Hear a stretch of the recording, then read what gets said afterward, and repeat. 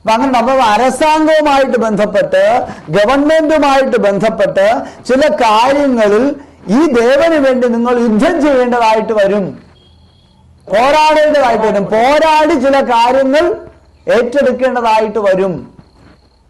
അതാണ് വില്ല്.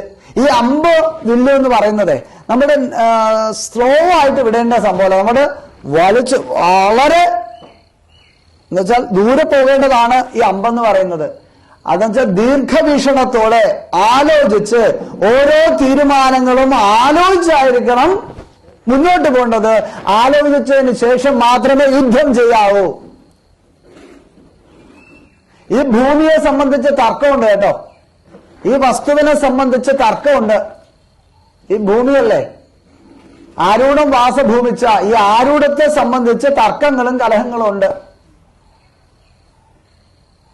അരിഭവനെ സഹദേവ ബൃഹദാമ്പത്യസ്ഥിതോ കലഹ, ഒരു കലഹത്തെ സൂചിപ്പിക്കുന്ന അവസ്ഥാവിശേഷം ഈ ഭൂമിയായിട്ട് ബന്ധപ്പെട്ട്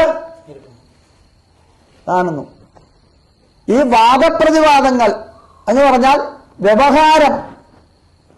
ദേവന്റെ ഭൂമി ഇത്രയല്ല കേട്ടോ, വളരെയധികം ഭൂമിയുണ്ട് എന്നും ആ ഭൂമിയെ സംബന്ധിച്ച് കേസ് വഴക്ക് പ്രശ്നങ്ങൾ ഉണ്ടാകുമെന്നും ആദ്യമേ തന്നെ സൂചിപ്പിക്കുന്നു.